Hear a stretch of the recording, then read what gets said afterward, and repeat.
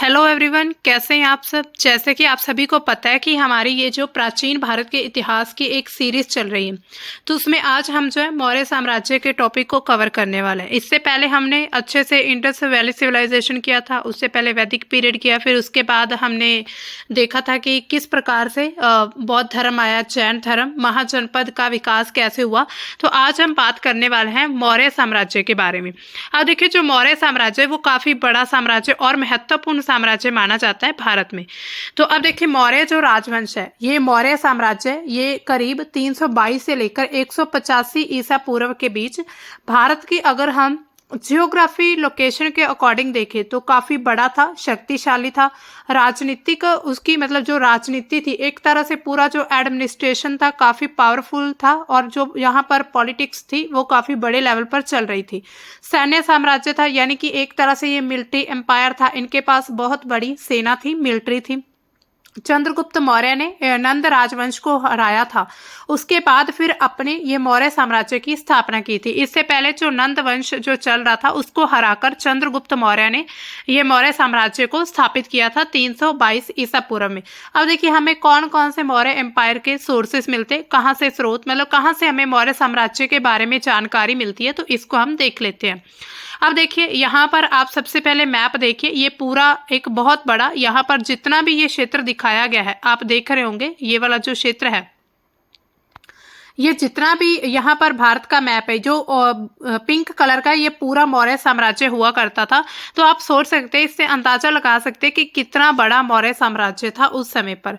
तो इसमें सभी भारत एक तरह से पूरा जो अखंड भारत था वो इसका हिस्सा था। तो जो मौर्य साम्राज्य, हमें इसकी जानकारी मिलती है, एक तो मेगस्थनीज की जो इंडिका नाम की पुस्तक है उससे जानकारी मिली। उसके बाद जो कौटिल्य का अर्थशास्त्र है, जहाँ पर उन्होंने पूरे एडमिनिस्ट्रेशन के बारे में लिखा था कि किस प्रकार से किसी राजा को अपना प्रशासन चलाना चाहिए था, तो उसके बारे में यहाँ पर हमें कौटिल्य के अर्थशास्त्र से मौर्य साम्राज्य की जानकारी मिलती है। इसी तरह विशाखा दत्ता की एक पुस्तक है मुद्रा राक्षस, वहां से मौर्य साम्राज्य के बारे में पता चलता है। इन्होंने अपने अपने लेवल पर इस साम्राज्य का अध्ययन किया और फिर उनके बारे में लिखा था। इसके अलावा बौद्ध ग्रंथ में हमें कुछ जातक कथाएं मिलती हैं, दीपवंश, महावंश या फिर दिव्यावदान। तो ये सब जितने भी ग्रंथ थे, ग्रंथों में आगे अलग अलग जो कथाएं मिलती हैं, जो उनके अलग अलग यूनिट्स हैं, उनमें भी हमें मौर्य वंश के बारे में जिक्र मिलता है। इसके अलावा जो पंच चिन्हित सिक्के थे, यानी कि जो पंच मार्क, जैसे ये सिक्का, इसके ऊपर जो पंच मारकर कोई सिक्का बनाया गया, उससे जानकारी। इसके अलावा उत्तरी पॉलिश बर्तन मिलते हैं, उत्तरी काले पॉलिश बर्तन जो है, नॉर्थर्न ब्लैक पॉलिश्ड वेयर जो है, वहां से जानकारी मिली। पाटलिपुत्र में चंद्रगुप्त मौर्य का एक लकड़ी का महल मिलता है, जो पाटलिपुत्र यानी कि बिहार पटना वाला क्षेत्र है, तो वहां से भी हमें इसके बारे में थोड़े बहुत एविडेंस मिलते हैं। अशोक के जो शिलालेख हैं या फिर और शिलालेख हैं जो उनमें भी हमें इस साम्राज्य की जानकारी मिलती है। तो ये पूरे थे, हमने देखा कि सोर्सेस क्या थे। अब हम बात करते हैं कि जो मौर्यन डायनेस्टी थी उसमें कौन कौन से राजा थे और उनका समय क्या था, यानी कि कब से उनका जो शासन स्टार्ट हुआ और कब उनका खत्म हुआ था। सबसे पहले जो चंद्रगुप्त मौर्य थे, ये सबसे पहले नींव रखते हैं, इस साम्राज्य की स्थापना करते हैं, इस राजवंश की 322 बीसीई में, और 298 बीसीई में चलता है। अब देखिए, ये पीछे की तरफ क्यों जा रही काउंटिंग, कुछ ये सोच रहे होंगे आखिर ये पीछे क्यों जा रहा है। तो इसमें हमने ये पहले देखा था जब हमने एनसीईआरटी की थी, तो ये बिफोर क्राइस्ट इरा होता है, यानी कि जो हम कहते हैं, जिसे हम जो एक तरह से जो क्रिश्चियन के जो सबसे मतलब ईसा मसीह हैं, यीशु मसीह जिसे बोलते हैं, ईसा मसीह का जन्म मान लीजिए यहाँ पर 0 से हुआ, तो उससे पहले का जो समय रहा था वो पीछे की तरफ चलता था, और उसके बाद ईसा मसीह के जन्म के बाद का जो समय उसको हम आगे की तरफ काउंट करते हैं। तो इसी तरह ये बीसीई जो है वो पीछे की तरफ जाएगा। पहले चंद्रगुप्त मौर्य थे, अब उसके बाद जो उनके पुत्र थे बिंदुसर, तो ये 297 बीसीई में राजगद्दी पर बैठते हैं। उसके बाद 272 तक इनका शासन चलता है। इनके बाद आते हैं अशोका द ग्रेट, यानी कि जिनको एक महान राजा कहा गया, अशोका, तो उनका यहाँ पर जिक्र आता है। इसके बाद धराष्ट्र आते हैं, फिर संप्राति आते हैं, फिर सालिसुका, देवावर्मन आते हैं, फिर सताधमन आते हैं और बृहदर्थ आते हैं, यानी कि बृहदर्थ जो थे मौर्य साम्राज्य के सबसे अंतिम शासक माने जाते हैं। तो इनमें जो महत्वपूर्ण शासक हुए थे वो पहले 3 ही थे, जिसमें चंद्रगुप्त मौर्य थे, उसके बाद बिंदुसार थे और अशोका थे। तो इन तीनों ने ही अपने इस साम्राज्य को काफी ज्यादा शक्तिशाली बनाकर रखा था। सबसे पहले हम बात करते हैं चंद्रगुप्त मौर्य की। तो हम देखते हैं कि जब शुंग वंश चल रहा था तो उनको यानी कि नंद वंश नंद वंश था उस समय पर, तो नंद वंश को हराकर इन्होंने अपने चंद्रगुप्त मौर्य ने अपने साम्राज्य की नींव रखी 322 में ईसा पूर्व में। इसके बाद जो चाणक्य कौटिल्य ने इनकी काफी मदद की थी और मौर्य साम्राज्य के संस्थापक इनको कहा था। यानी कि इनकी जो मदद की गई थी वो कौटिल्य, जिन्होंने अर्थशास्त्र नाम की पुस्तक लिखी, उनके द्वारा इनकी हेल्प हुई थी। इसके अलावा जो हम देखते हैं ब्यास और जो बंगाल की खाड़ी के बीच जितना भी क्षेत्र था उस पर सबसे पहले इन्होंने जीत हासिल की, क्योंकि वहां पर उस समय पर स्थानीय राजा जो थे वो अपना एक तरह से प्रभाव छोड़ रहे थे। यानी कि वहां पर स्थानीय राजा, छोटे छोटे राजा उभर रहे थे, अपना छोटे छोटे साम्राज्य बना रहे थे। लेकिन ये जो चंद्रगुप्त मौर्य थे इन्होंने इतने बड़े नॉर्थ इंडिया पर कब्जा कर लिया था। चंद्रगुप्त ने पूरे देश में ही अपने अभियान चलाए थे। अभियान एक तरह से किसी क्षेत्र को जीतने के लिए अपनी सेना को भेजना, युद्ध करना, तो ये सब अभियान होते हैं, जैसे कैंपेन होते हैं। इसके साथ ही आंध्र प्रदेश, कर्नाटक, महाराष्ट्र, गुजरात और मध्य क्षेत्रों को मौर्य साम्राज्य में इन्होंने शामिल कर लिया था। यानी कि ये एक ऐसे शासक थे, इनके पास बहुत अच्छी सेना थी और इन्होंने धीरे धीरे अपने जितना भी इंडिया था, अखंड भारत, उसको हराकर उसको पूरा अपने कब्जे में करना शुरू कर दिया था। इसी तरह उत्तर भारत के सबसे पहले एकीकरण, यानी कि उत्तर भारत को एक करने का जो श्रेय दिया जाता है वो सबसे पहले पूरा क्रेडिट चंद्रगुप्त मौर्य को मिलता है। कि जहां पर हम देखते हैं कि जब इस समय पर सातवां जो महाजनपद उभर रहे थे, यानी कि जब महाजनपद की स्थापना होनी शुरू हुई तो अलग अलग जनपद, उनसे महाजनपद, यानी कि एक तरह से पूरा भारत जो एक तरह से खंडित होना शुरू हो गया था। उसके बाद चंद्रगुप्त मौर्य आए, इन्होंने इन पूरे महाजनपदों पर जीत हासिल की और फिर इनको एक साम्राज्य में मिला लिया था। तो इसी तरह इन्होंने एकीकरण किया था। 305 ईसा पूर्व में चंद्रगुप्त ने सिकंदर के बाद, यानी कि जब सिकंदर भारत पर हमला करने आता है तो उसके जो यूनानी साम्राज्य के शासक थे सेल्यूकस निकेटर, उनको भी हराया था। यानी कि सिकंदर जो थे वो खुद डायरेक्ट तो भारत में नहीं आ पाए थे, क्योंकि उनको डर था कहीं ना कहीं कि उनके पास भारत में काफी शक्तिशाली राजा रहते हैं। तो फिर उन्होंने पहले अपने एक शासक को भेजा था सेल्यूकस निकेटर को। तो उन्होंने जो चंद्रगुप्त मौर्य थे उनके साथ उनका युद्ध हुआ और चंद्रगुप्त मौर्य ने उनको हरा दिया था। फिर मेगस्थनीज थे, ये एक यूनान के राजदूत थे, यानी कि एम्बेसडर हुआ करते थे। उन्होंने इनको सेल्यूकस ने चंद्रगुप्त के दरबार में भेजा था सबसे पहले कि आप जाइए वहां पर उनके पूरे दरबार का निरीक्षण करके आइए। तो इसी तरह हमें मेगस्थनीज की जो इंडिका पुस्तक है उसमें हमें चंद्रगुप्त यानी कि मौर्य राजवंश के बारे में पता चलता है।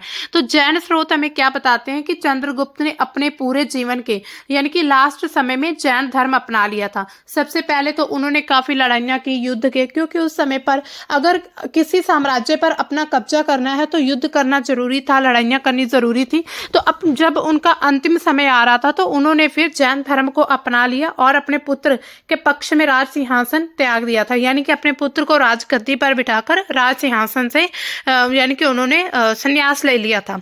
फिर उसके बाद जैन संत जो उनको भद्रबाहु मिलते हैं, उनके साथ वो श्रवण बेलगोला यानी कि कर्नाटक गए थे, जहां पर उन्होंने संलेखन के मतलब विधि से अपनी मृत्यु कर ली थी। यानी कि संलेखन एक प्रकार से जो पूरी तरह से धीरे धीरे अन्न जो होता है यानी कि भोजन होता है उनको त्याग देना और धीरे धीरे फिर भूख की वजह से मृत्यु हो जाती। तो इसी तरह चंद्रगुप्त मौर्य जो थे उनकी ये संलेखन की बात से मृत्यु हो गई थी।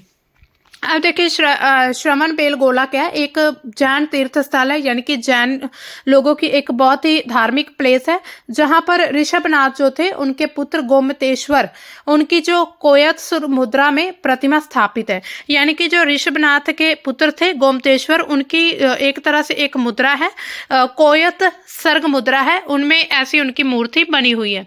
अब देखिए जब चंद्रगुप्त मौर्य जो होते हैं वो अपने मतलब कि जो सिंहासन को त्याग देते हैं और इनके जो पुत्र होते हैं बिंदुसर, इनको अपने ही गद्दी पर बिठा देते हैं और फिर इनके बाद जो शासन है वो बिंदुसर के हाथों में आ जाता है।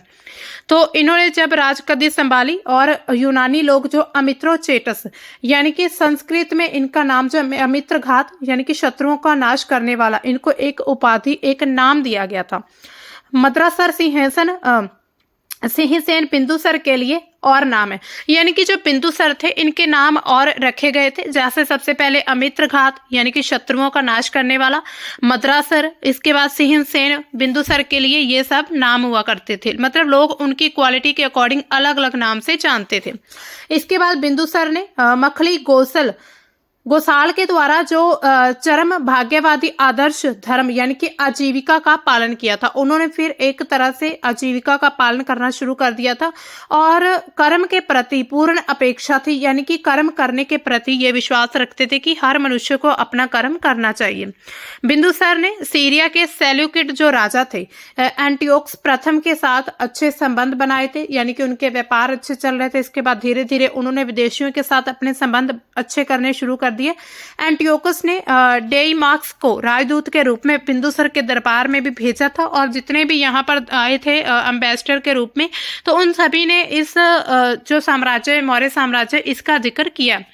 इसके अलावा जो तिब्बत के बौद्ध भिक्षु थे तारानाथ, उन्होंने बिंदुसार को दो समुद्रों के बीच की भूमि यानी कि प्रायद्वीपी भारत का विजेता। अब देखिए बिंदुसार भी बहुत शक्तिशाली राजा था, क्योंकि धीरे धीरे जब ये साम्राज्य बढ़ रहे थे तो ऐसे में जो राजा थे वो भी मतलब बड़े बड़े राजा उभर रहे थे। तो जब बड़े बड़े राजा जो अपना साम्राज्य स्थापित कर रहे थे, फिर उनको हराने के लिए भी शक्तिशाली राजा की जरूरत होती थी। तो इसी तरह जो बिंदुसार थे चंद्रगुप्त के बाद ये काफी शक्तिशाली बने और इन्होंने अपने साम्राज्य को और बड़ा किया था। लेकिन जब हम अशोक देखते हैं, अशोक के समय पर पूरा जो अखंड भारत था वो मौर्य गुप्त साम्राज्य के अंडर आ गया था। इसके बाद दिव्यावदान यानी कि मौर्य राजाओं की एक जीवनी है, उसमें तक्षशिला के विद्रोह का उल्लेख किया गया है कि बिंदुसार के पुत्र ने अशोक ने दबाया था। यानी कि ऐसा कहा जाता है कि जो तक्षशिला उसको बिंदुसार के जो पुत्र थे उसने दबा दिया था और उस समय वो उज्जैन का कुमार या फिर वॉयसराय था। यानी कि जब ये राजा लोग क्या होते हैं, जब ऐसा नहीं है कि जब बड़े होते तभी इनको गद्दी मिलती है, ये जब छोटे 10-12 साल की एज इनकी होती है तो फिर इनको कहीं ना कहीं एक क्षेत्र का वॉयसराय या फिर राजकुमार बना दिया जाता है। तो इसी तरह जो अशोक थे तक्षशिला यानी कि उज्जैन का ये वॉयसराय थे अशोक। इसी तरह फिर इन्होंने ऐसा उल्लेख मिलता है कि इन्होंने तक्षशिला में विद्रोह किया था। अब हम अशोक के बारे में पढ़ते हैं। अशोक, देखिए अशोक के बारे में सबने सुना होगा कि अशोक क्या है, द ग्रेट, यानी कि अशोक द महान के नाम से भी इनको जाना जाता है कि काफ़ी इनको महान राजा कहा जाता है। महान क्यों कहा जाता है, क्योंकि इन्होंने एक तो ऐसा है कि इन्होंने जब इनको पता चला कि जब एक तरह से युद्ध से इतना ज़्यादा नुकसान होता है तो इन्होंने अपना जो युद्ध की प्रक्रिया थी यानी कि युद्ध करना इन्होंने छोड़ दिया था। और फिर बाद में इन्होंने जब बौद्ध धर्म अपनाया तो अपने जितने भी इनके सगे संबंधी थे तो इनको यानी कि बौद्ध धर्म का प्रचार करने के लिए भेज दिया था। इसके अलावा जो अशोक 269 ईसा पूर्व में सिंहासन पर बैठाया गया था। उसके बाद जो राधा गुप्त है उन्होंने सिंहासन पर कब्जा करने में अशोक की मदद की थी। यानी कि अब देखिए सिंहासन अब ऐसा था कि जो बिंदुसार थे उनके बाद जो मतलब उनके ऐसा माना जाता है कि उनके 100 पुत्र थे जिसमें एक अशोक था। तो ऐसा है कि अशोक जो है उन्होंने अपने 99 भाइयों का कत्ल करके ये सिंहासन पर बैठे थे, ऐसी एक मिथक कहानियां बताई जाती हैं। तो जो राधा गुप्त थे उन्होंने सिंहासन पर कब्जा करने में अशोक की मदद की थी।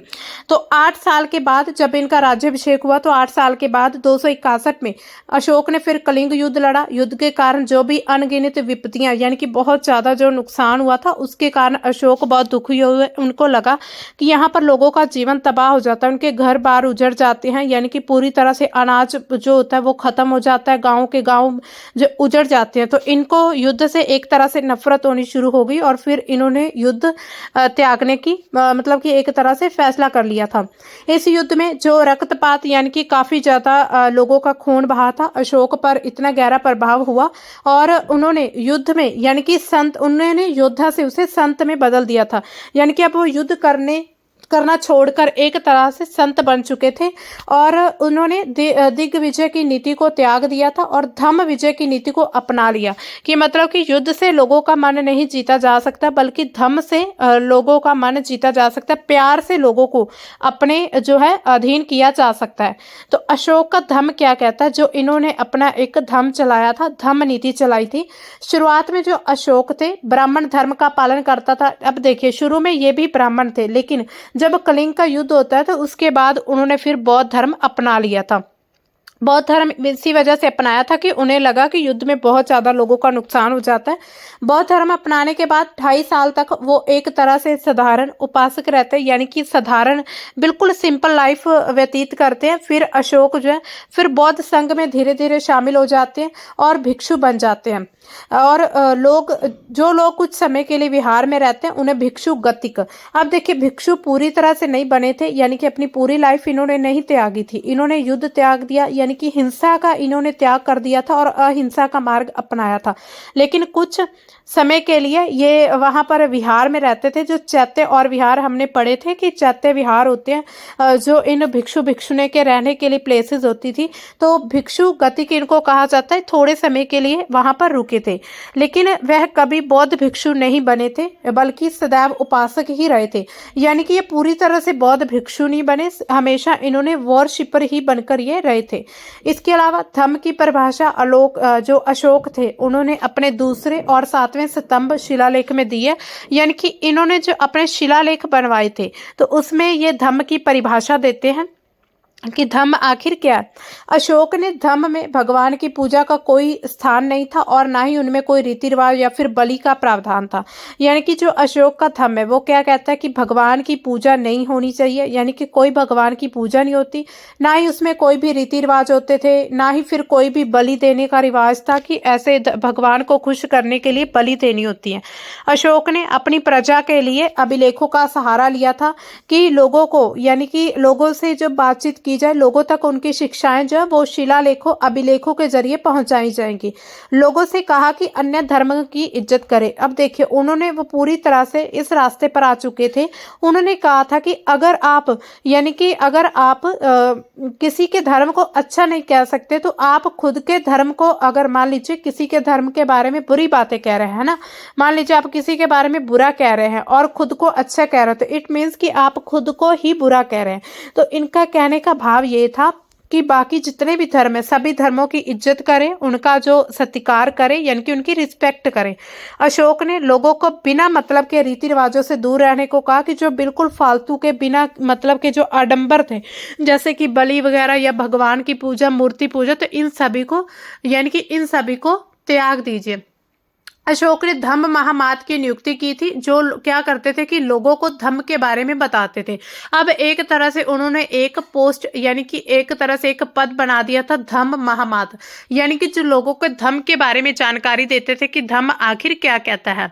अब देखिए, अशोक के अभिलेख जो है हमें उसमें क्या उनमें से हमें क्या जानकारी मिलती है। अशोक ने पत्थरों के जो स्तंभ बने हुए थे उन पर अभिलेख खुदवाए थे ताकि लोग उन्हें पढ़ सकें, और उन्होंने लोगों की भाषा, यानी कि प्राकृत भाषा में इसको लिखवाया था ताकि लोग आसानी से इसको समझ पाएं। अधिकारियों को निर्देश दिए कि वो अनपढ़ लोगों को उस तरह के संदेश पढ़कर सुनाए जो लोग नहीं पढ़ लिख सकते। वो जो भी उन्होंने यानी कि अधिकारियों को नियुक्त किया था उनकी जिम्मेदारी दी कि आप लोगों को पढ़कर धम्म के बारे में बताएंगे। इसके बाद अधिकतर अभिलेख जो है ब्राह्मी लिपि में लिखे गए थे या और प्राकृत भाषा में लिखे, यानी कि प्राकृत भाषा की लिपि क्या थी, ब्राह्मी थी, और फिर इसमें ही लिखे गए थे। कुछ जगह पर वहां की जो स्थानीय भाषा उसमें भी अभिलेख लिखे गए थे। इसके बाद मतलब कि लोगों की भाषा, लोगों को समझाने के लिए उन्होंने जो अभिलेख लिखवाए थे। जो हमारा राष्ट्रीय चिन्ह है, यानी कि नेशनल एम्बलम है, उसको सारनाथ के अशोक स्तंभ से लिया गया। ये क्वेश्चन बहुत इंपॉर्टेंट है, यानी कि ये एक तरह से फैक्ट बहुत ही इंपॉर्टेंट है, एग्जाम में पूछा जाता है कि जो हमारा राष्ट्रीय चिन्ह है वो कहाँ से लिया गया, तो अशोक के स्तंभ से लिया गया। लेकिन जो अशोक का स्तंभ सारनाथ में है वहां से इनको लिया गया है। यहाँ पर आप देख सकते हैं, ये देखिए, ये बना हुआ है, ऐसे शेर बने हुए हैं इसके इधर उधर, और यहाँ पर जानवर है, यहाँ पर एक गोल चक्कर, नीचे जो है कमल का फूल बना हुआ। तो आप इसकी संरचना अच्छे से देख लीजिए। आर्ट एंड कल्चर में इसकी संरचना के बारे में भी पूछा जाता है। अब देखिए, अशोक के शिलालेख हम एक करके पढ़ते, एक एक करके। सबसे पहले तो शिलालेख नंबर 1 में क्या लिखा है, इसमें इन्होंने पशु बलि की निंदा की है। यानी कि अब इन्होंने अलग अलग शिलालेख लिखवा लिए थे जहां पर लोगों को धम्म के बारे में जानकारी मिल सके। तो जो शिलालेख नंबर 1 है वो पशु बलि की निंदा करता है, समारोह पर पाबंदी लगाता है, यानी कि जो भी लोग इतने बड़े बड़े समारोह आयोजन करते हैं उनको बैन करने पर ये बात करता है। इसके बाद जो सीमित और कुछ चिन्हित पशुओं की हत्या का ही समर्थन करता है, जैसे मोर, मृग, इनकी हत्या करना मतलब कि सही रहेगा, लेकिन हर एक जानवर को बलि के नाम धर्म पर उसकी हत्या करना सही नहीं था। इसके बाद दूसरा शिलालेख क्या कहता है, मनुष्य और पशु जो है कल्याणकारी कार्य करें, यानी कि मनुष्य और जो पशु है वो काम ऐसे हो कि उनके कल्याण के लिए हो। इसके बाद शिलालेख 3 क्या कहता है कि हर 5वें वर्ष धर्म प्रचार, जिसे अनुसंधान कहा जाए, यानी कि 5 साल के बाद धर्म का प्रचार होना चाहिए। बचत, धार्मिक नियम, अल्पव्यय को धर्म का अंग बताया, यानी कि सेविंग करनी चाहिए, रिलीजियस रूल्स होने चाहिए कुछ, और उसके साथ ही स्मॉल एक्सपेंडिचर, यानी कि खर्च कम हो। तो इन सभी को धर्म का अंग बताया गया था। अब देखिए बहुत अच्छी अच्छी बातें इन्होंने लिखी थी। इसके बाद शिलालेख 4 जो है धम्म की नीति के बारे में बताता है। शिलालेख 5 क्या कहता है कि लोगों को धम्म में प्रवृत्त करने और धम्म में प्रवृत्त लोगों के जो कल्याण है उसके लिए धम्म महामात्र के एक अधिकारी की नियुक्ति, यानी कि लोगों को धम्म के बारे में इंस्पायर करने के लिए और जो धम्म में जो लोग हैं उसके कल्याण के लिए, उनका कल्याण करने के लिए एक तरह से एक जो है अधिकारी की नियुक्ति की जाएगी, जिसको धम्म महामात्र कहा जाएगा। तो वो अधिकारी का क्या काम था कि अशोक के जितने भी शिलालेख थे उनकी जानकारी, यानी कि धम्म के बारे में लोगों तक जानकारी पहुंचाना।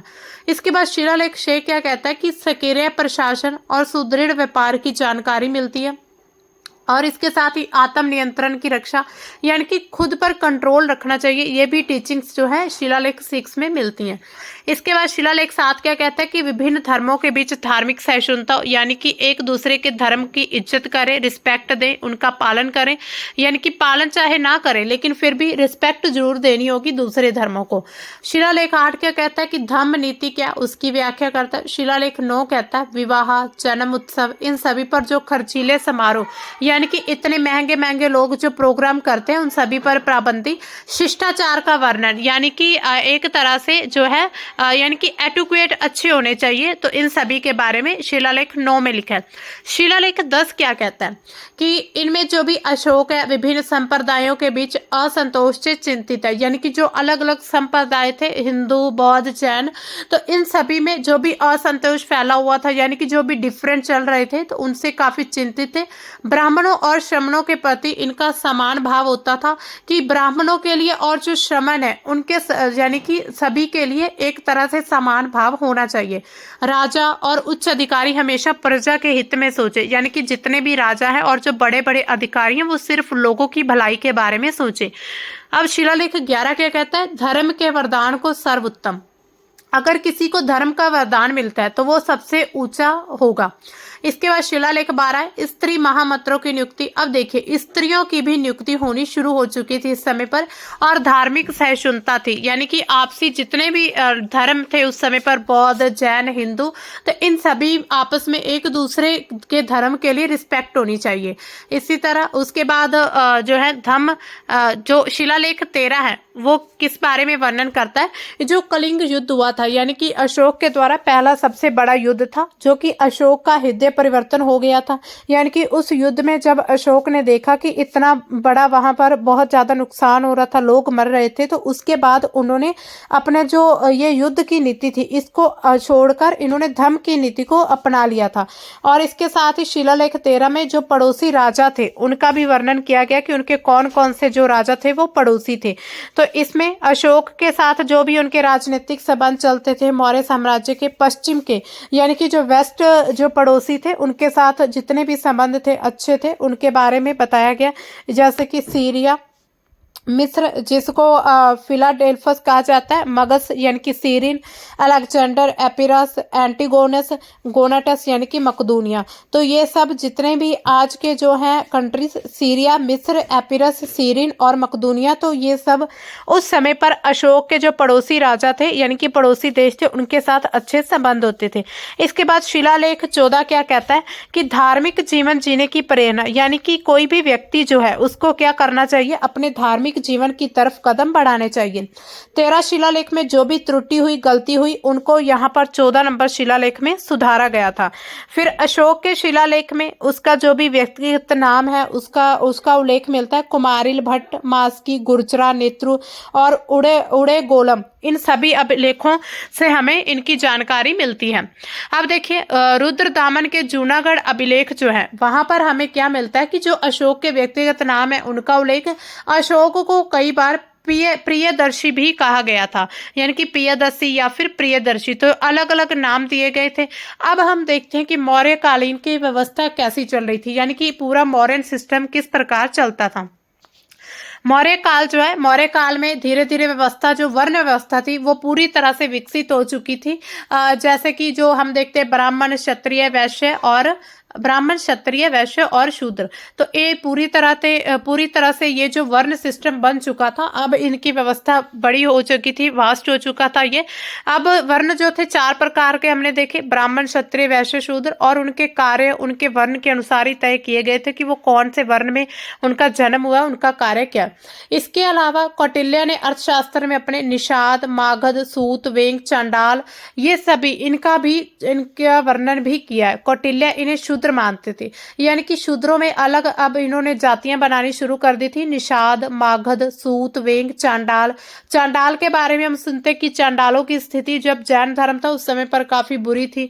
इसके बाद जब हम मेडिवल इंडिया में देखते तो उस समय पर चांडालों की स्थिति और बुरी हो जाती है, हालांकि जो शूद्र थे उनकी स्थिति थोड़ी सही होनी शुरू होती है।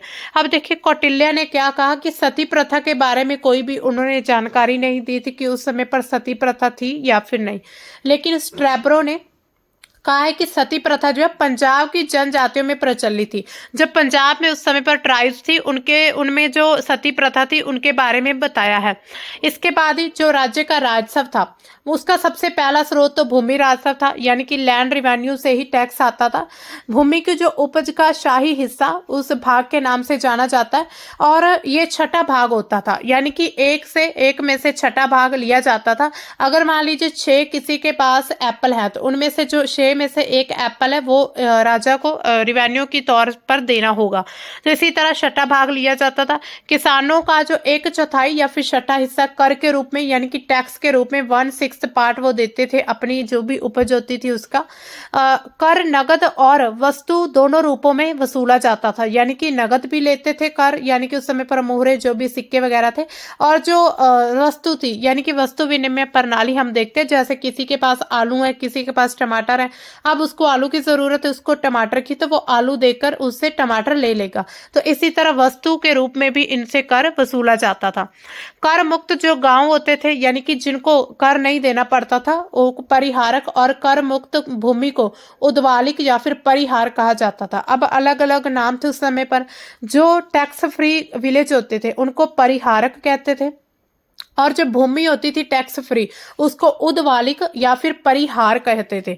आपातकालीन कर की एक अवधारणा भी थी, यानी कि इमरजेंसी टैक्स भी लगता था, जिसको प्रणय के नाम से भी जाना जाता है, यानी कि इमरजेंसी में टैक्स लगाना जिसको प्रणय कहा जाता था। इसमें मुख्य फसलें क्या होती थी, चावल, जौ, बाजरा, गेहूं सब कुछ हुआ करता था। गन्ना, फल और सब्जियां जो है इनका भी उल्लेख हमें मिलता है, यानी कि जो प्रमुख फसलें थी। इसके अलावा कौटिल्य का जो अर्थशास्त्र है उसमें मदुरा, अपरांत, कलिंग, काशी, वत्स्य, महिष्मति, इन सभी का उल्लेख सूती वस्त्र केंद्र के रूप में किया गया, यानी कि जो सूती वस्त्र यानी कि टेक्सटाइल सेंटर होते थे मौर्य काल में, तो उनका उल्लेख हमें मिलता है कौटिल्य के अर्थशास्त्र में। इसमें कौन कौन से प्रमुख थे, मदुरा, अपरांत, कलिंग, काशी, वत्स्य और महिष्मति, तो ये सब प्रमुख सेंटर थे, तो इनका उल्लेख मिलता है। पश्चिम में हमने देखा था जो अशोक के पड़ोसी देश थे, सीरिया, मिस्र, ग्रीस, इनके साथ व्यापार चलता था। भारत का जो पूर्वी तट है उस पर जो कलिंग है, बंदरगाह पर, यानी कलिंग एक पोर्ट है, उस पर जब अशोक ने विजय प्राप्त की तो उसके बाद दक्षिण पूर्व एशिया और चीन के साथ, यानी कि चीन के देशों के साथ इसको आगे बढ़ा दिया था अपने व्यापार को। अब हम बात करते हैं मौर्य काल के सिक्कों के बारे में। तो अर्थशास्त्र को सिक्कों का रूप कहा गया। निशाका, सुवर्णा, ये सब सिक्के हैं, यानी कि सोने के सिक्के कहा जाता है। कर, पाषाण, धारण, पन्न, ये सब चांदी के सिक्के थे। मश्क, काकिनी, ये सब तांबे के सिक्के हुआ करते थे। तो इसी तरह अलग अलग सिक्कों का भी हमें वर्णन मिलता है। इसके अलावा पंच मार्ग होते थे जिनको पंच लगाकर सिक्के बनाए जाते थे, और इसके साथ ही जो सिक्कों पर सांप, मोर, पेड़ जैसे चित्र भी मिलते हैं, और इन सिक्कों पर केवल चित्र थे और कोई जानकारी या फिर अभिलेख नहीं लिखा हुआ, यानी कि अभिलेख सिर्फ स्तंभों पर लिखवाए गए थे, सिक्कों पर कुछ नहीं था। अर्थशास्त्र में जो क्या लिखा गया कि जो राजकीय टकसाल होते थे, यानी कि जो स्टेट मिंट फैक्ट्रीज होती थी, जो सिक्के बनाते थे, ऐसे कारखाने भी थे, और प्रमुख को लक्षणाध्यक्ष के नाम से जाना जाता, जो इसके मेन हेड हुआ करते थे। मौर्य का आर्थिक महीना जो था वो जुलाई से शुरू होता था, यानी कि मौर्य जो थे वो जुलाई से अपने फाइनेंशियल ईयर को स्टार्ट करते हैं। तो जो भारत का यानी कि आज के समय पर जो फाइनेंशियल ईयर है वो 1 अप्रैल से लेकर 31 मार्च तक चलता है, लेकिन उस समय पर ये सब जुलाई यानी कि ये महीना जो था फाइनेंशियल ईयर जो था जुलाई में शुरू होता था। अब देखिए गुफाएं कैसी थी। मौर्य काल में चट्टानों को काटकर गुफा बनाई गई थी, क्योंकि उस समय उससे पहले भी हम देखते जब बौद्ध धर्म आए थे, जब जैन धर्म था, तो उस समय पर भी चट्टानों को काटकर उन्होंने चैत्य विहार बनाने शुरू कर दिए थे, और इसी तरह धीरे धीरे गुफाओं का विकास होना शुरू हुआ। बराबर और नागार्जुन की जो पहाड़ियां वहां पर कई गुफाएं मिलती हैं, जो अशोक दशरथ के द्वारा बनाई गई थी। अशोक और उनके एक और मौर्य साम्राज्य के जो राजा थे दशरथ, उनके द्वारा बराबर नागार्जुन की पहाड़ियों में गुफाएं बनवाई गई थी। एकमात्र अब देखिए मूर्तिकला अलंकरण लोमस ऋषि गुफा के नाम से जाने वाली जो गुफा है उसके द्वार पर भी नक्काशी की गई। अब देखिए आप सोच रहे होंगे कि गुफाएं आखिर क्यों बनवाते थे। अब देखिए उस समय राजा शक्तिशाली हो गए थे, और उनको लगता था कि अब हम जो है लोगों को अपनी शक्ति दिखाना शुरू करें, तो फिर उन्होंने बड़ी बड़ी गुफाएं बनानी शुरू कर दी थी। धीरे धीरे ये गुफाएं जब मंदिरों का रूप धारण कर लेती हैं। ये गुफाएं अशोक दशरथ के द्वारा बनाई गई थी। यहाँ पर आप देख सकते हैं लोमस ऋषि गुफा, जो एकमात्र गुफा है। यहाँ पर देखिए बहुत अच्छी ये जटिल नक्काशी की गई है। ये सब इस चट्टान को काटकर बनाई गई है। इसी तरह फिर स्तूप भी हमें मिलते हैं मध्य भारत में, यानी कि हम जो देखते हैं मध्य प्रदेश में, एमपी में जो सांची का स्तूप है वो भी अशोक ने जो स्तूप बनवाए थे उनमें से प्रसिद्ध है। उत्तर प्रदेश में पिपरहवा जो स्तूप है वो काफी सबसे पुराना है, ये भी बहुत महत्वपूर्ण है। अशोक के द्वारा और भी काफी स्तूप बनवाए गए, बरहुत स्तूप, शांति सारनाथ का, तक्षशिला में जो धर्मराज का स्तूप था, बोध गया स्तूप और बैराट स्तूप, तो ये सभी बनवाए गए थे अशोक के द्वारा। अशोक का जो शासन काल था बौद्ध स्तूप के इतिहास में एक महत्वपूर्ण चरण था, यानी कि जो बौद्ध जो स्तूप थे, सबसे पहले हम देखते हैं जो बौद्ध में बनने शुरू हुए थे बड़े बड़े स्तूप, अब जो है अशोक ने उनको आगे विस्तारित करना शुरू कर दिया था। यहाँ पर आप देख सकते हैं सांची का स्तूप, तो इस स्तूप में ये एक तोरण द्वार हुआ करता था। इसी तरह इसके जो पथ प्रदक्षिणा हुआ करता था, यानी कि यहाँ पर जो लोग राउंड राउंड परिक्रमा करते हैं तो अलग अलग इस स्तूप के पार्ट हुआ करते थे। अब देखिए मौर्य का जो प्रशासन था उनमें कौन कौन से अधिकारी होते थे, प्रमुख होते थे। सबसे पहले तो जो राजा था वो सबसे प्रमुख यानी कि मुखिया था। उनके पास विधायी शक्तियां थी, लेजिस्लेटिव, एग्जीक्यूटिव और जुडिशियल पावर। जो आज हमारी जो है एक प्रकार से संरचना अलग अलग हम देखते हैं, कार्यपालिका, विधायिका और जो न्यायपालिका, लेकिन उस समय पर राजा के पास तीनों शक्तियां थी। राजा को उसकी मंत्री परिषद के द्वारा सहायता दी जाती थी, जिसका नेतृत्व राजा करता था। जैसे आज भी है, जो पीएम है हमारे वो मंत्री परिषद को लीड करते हैं, लेकिन वो जो मंत्री यानी कि पीएम जो है वो मंत्री परिषद की सलाह पर ही कार्य करते हैं। इसके बाद मंत्री परिषद जो उसका अध्यक्ष फिर आमत्य कहे जाने वाले सिविल सेवकों का भी प्रमुख होता था, जो समाज के जितने भी वर्ग होते थे उनके साथ संपर्क बनाता था। कई विभागों में जो अलग अलग विभाजित एक उच्च कुशल सचिवालय भी बनाता था, यानी कि एक बड़ा एक तरह से अलग अलग डिपार्टमेंट्स दिए जाते थे तो उस सचिवालय बनाए जाते थे। इसके बाद जो इनमें देखिए, अब देखिए जो किसके पास यानी कि इनके नाम क्या होते थे। जो रॉयल ट्रेजरी थी उसको सन्निधाता कहा जाता था। अकाराध्यक्ष खान अधीक्षक को कहता था, जो माइंस के सुपरिंटेंडेंट होता था। फिर स्वर्णाध्यक्ष यानी कि स्वर्ण अधीक्षक, गोल्ड का जो सुपरिंटेंडेंट यानी कि निरीक्षण करने वाले। फिर पयाध्यक्ष वाणिज्य अधीक्षक था। उसके अलावा कुप्याध्यक्ष वन अधिकारी था। लवण्याध्यक्ष नमक विभाग इसके पास होता था। इसके साथ ही जो है सीताध्यक्ष यानी कि कृषि होती थी इनके पास। अब देखिए कौटिल्य क्या करते, दो प्रकार के मंत्रियों के बारे में लिखते, एक थे मंत्री और दूसरे थे आमत्या। हर एक प्रांत में एक गवर्नर या फिर वॉइसरॉय बनाया जाता था, जो कभी कभी शाही परिवार का राजकुमार भी होता था। अब देखिए, इतना बड़ा साम्राज्य था, उसको चलाने के लिए सिर्फ राजा हर जगह नहीं हो सकता था। फिर उन्होंने अपने गवर्नर वॉइसरॉय नियुक्त करने शुरू कर दिए थे। जब राजकुमारों को वॉइसरॉय बनाया जाता तो उन्हें कुमार महामात्र कहा जाता था, और जबकि जो शेष वॉइसरॉय थे उनको सिर्फ महामात्र कहा जाता था। महामात्र परिषद जो गुप्तचरों का प्रमुख था, यानी कि जो गुप्तचर होते थे, यानी कि उनके जो गुप्त लोग होते थे, जो जासूस की तरह काम करते थे, तो उनका प्रमुख जो था महामात्याप शर्प था। इसके बाद धर्मस्थीय यानी कि दीवानी, यहाँ पर सिविल अदालतें लगती थी। अनुबंध, उपहार, समझौता, बिक्री, विवाह, इन सभी मामले का फैसला करती थी दीवानी अदालतें। फिर कंटक शोधन यानी कि फौजदारी अदालतें, जो अपराध के लिए होती थी, चोरी, डकैती, हत्या, यौन अपराध, इन सभी मामलों का फैसला करती थी। इसी के साथ ही मौर्य सेना में 4 अलग अलग भाग होते थे: पैदल, घुड़सवार, हाथी और रथ सेना। यानी कि इस समय पर सेना भी 4 तरह की होती थी। पैदल सेना होती थी, कुछ घुड़सवारों में होती थी, कुछ हाथियों में, और कुछ रथ होते थे। अर्थशास्त्र में ऊंट को पशु संग्रह भी कहा गया, यानी कि ऊंट जो है वो उनको एक तरह से एनिमल कलेक्शन माना जाता था। इसके अलावा जिला प्रशासन कैसा चलता था, तो जिलों में जो हर एक प्रशासन था, यानी कि जो हर एक मतलब जिले का प्रशासन प्रादेशिक, युक्ता और राजुक्का नाम के अधिकारियों के द्वारा किया जाता था। 3 अधिकारी थे, प्रादेशिक थे, युक्ता और राजुक्का, तो इनके द्वारा संभाला जाता था। प्रादेशिक जो था वो सबसे सीनियर होता था, और राजुक्का जो था वो उसके अधीन होता था, सुबॉर्डिनेट था, और युक्ता जो है इन दोनों के अधीन था। यानी कि सबसे पहले जो है प्रादेशिक, उसके बाद राजुक्का, उसके बाद है जो है युक्ता। तो ये 3 इस तरह से होते थे। इसके बाद प्रादेशिक का काम क्या होता था कि हर एक 5 वर्ष में राज्य का दौरा करे और प्रशासन का विवरण इकट्ठा करे कि पूरे प्रशासन में क्या कुछ हुआ, पूरी डिटेल्स को कलेक्ट करना। इसके बाद जिलों में जो राजस्व और जो सामान्य प्रशासन का काम था, स्थानिकों और गोपों द्वारा अपने स्वयं के अधिकारियों के साथ किया जाता था। यानी कि उस समय पर जो भी स्थानिक होते थे या गोप होते थे, तो उनके द्वारा ये किया जाता था। ये जो काम होते थे, जिले में राजस्व इकट्ठा करना या फिर सामान्य प्रशासन चलाना। गोप के पास 5 से 10 गांव होते थे, और सीमाओं के रखरखाव, पंजीकृत दान, बिक्री, बंधक की देखरेख, ये सब कुछ काम करते थे गोप लोग। और उनके बीच जो भौतिक संसाधनों की जनगणना था, ये भी इनके द्वारा की जाती थी। जो स्थानिक होते थे वो अपने अधीन जितने भी जिले थे उनमें मतलब जिले में समान कर्तव्य होता था, और गोप जो है उसके अधीन काम करते थे। यानी कि पहले थे प्रादेशिक, फिर स्थानिक, और फिर गोप होते थे। स्थानिक जो थे समाहर्ता के प्रति उत्तरदायी थे, जो प्रदेश यात्रियों की सेवाओं का आदेश देते थे कि जो प्रदेश से आने वाले हैं उनको कौन कौन सी सर्विसेज देनी है। इसके अलावा स्थानीय प्रशासन का जो पर्यवेक्षण, उसके लिए अशोक शिलालेख के जो प्रादेशिक थे वो भी समान होते थे। यानी कि अब देखिए, अलग अलग पद बनाए गए थे ताकि पूरे प्रशासन को अच्छे से कंट्रोल किया जा सके।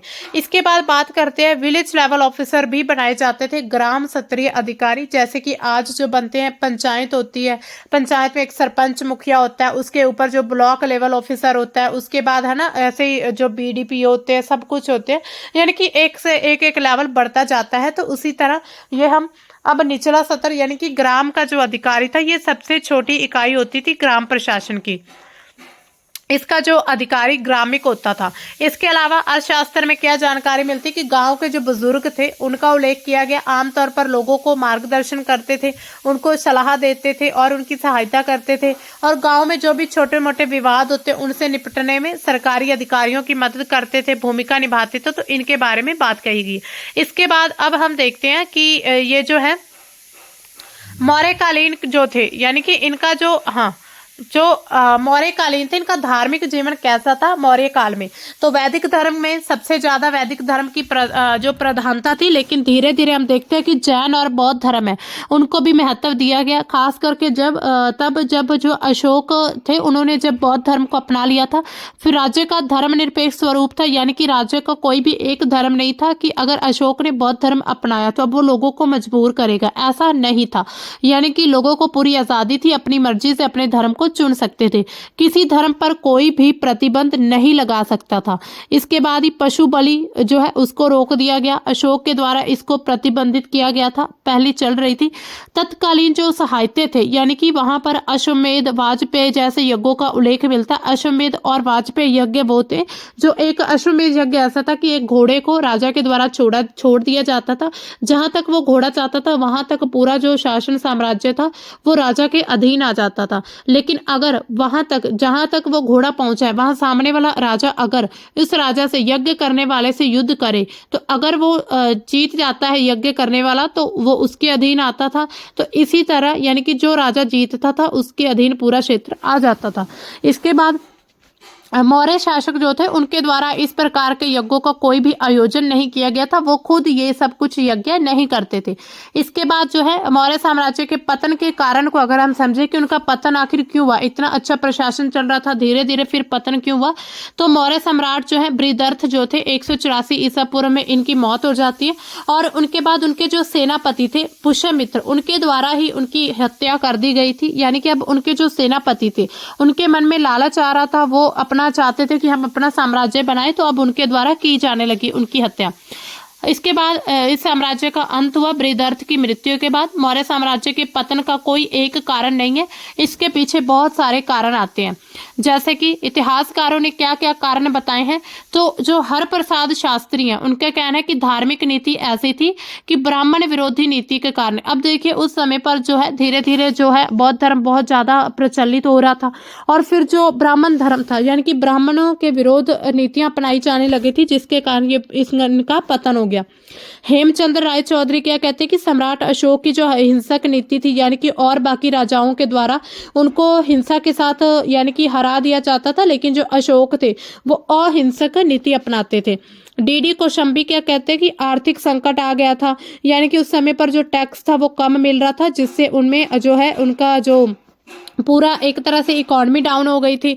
डी.एन. झा क्या कहते हैं कि निर्बल उत्तराधिकारी, जो भी उसके बाद जितने भी सक्सेसर हुए थे उत्तराधिकारी आए थे वो काफी ज्यादा निर्बल हो गए थे। इसके बाद रोमिला थापर क्या कहते हैं कि केंद्रीय शासन तंत्र का अव्यवस्थित या फिर अप्रशिक्षित होना, यानी कि जो उनकी एक सेंट्रल गवर्नमेंट बनाई गई थी जिसका राजा मुखिया होता था, उसके बाद जो मंत्री परिषद की सलाह से काम करता था वो डिसऑर्गेनाइज्ड थी, यानी कि अब उनको कोई ट्रेनिंग नहीं होती थी कैसे काम करना है कैसे नहीं, जिसकी वजह से इनका पतन हुआ। इसके बाद अयोग्य या फिर निर्बल उत्तराधिकारी थे, क्योंकि अशोक के बाद कोई भी इतना महान शासक नहीं हुआ था जो पूरे साम्राज्य को संभाल कर रखता।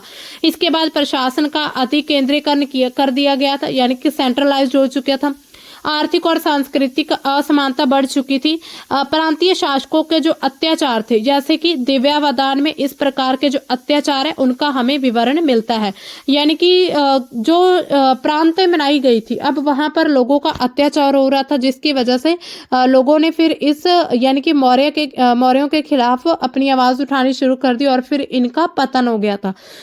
सबसे पहला जो विद्रोह तक्षशिला में हुआ था बिंदुसार के समय पर हुआ था और उसने अशोक को उसे दबाने के लिए भेज दिया था। यानी कि ऐसे मतलब बहुत से ऐसी बातें कही जाती हैं, मतलब कि कहा जाता है कि जो तक्षशिला में विद्रोह यानी कि विद्रोह हुआ था तो ये बिंदुसार के काल में हुआ था और फिर उसने जो मतलब कि अशोक को दबाने के लिए इन सभी चीज़ों का यूज़ किया था। यानी कि तक्षशिला में जो बिंदुसार थे अशोक को दबाने के लिए ऐसा विद्रोह किया गया था और फिर धीरे धीरे जो है इस अशोक के बाद जितने भी राजा थे वो कमजोर हुए और फिर इनका पतन होना शुरू हो गया था। तो दोस्तों ये था हमारा पूरा, हमने मौर्य काल के बारे में देखा। तो इससे आगे हम जो देखेंगे, इससे आगे जो हमारा टॉपिक रहेगा कि मौर्य काल के पतन के बाद धीरे धीरे कौन से जो राजवंश थे वो उभर रहे थे, उन कौन कौन से राजवंशों की स्थापना हुई। तो ये था हमारा आज का टॉपिक, इतना ही। तो मिलते हैं हम अपने नेक्स्ट सेशन में यानी कि नेक्स्ट टॉपिक के साथ। तब तक के लिए बाय, थैंक्स फॉर वॉचिंग।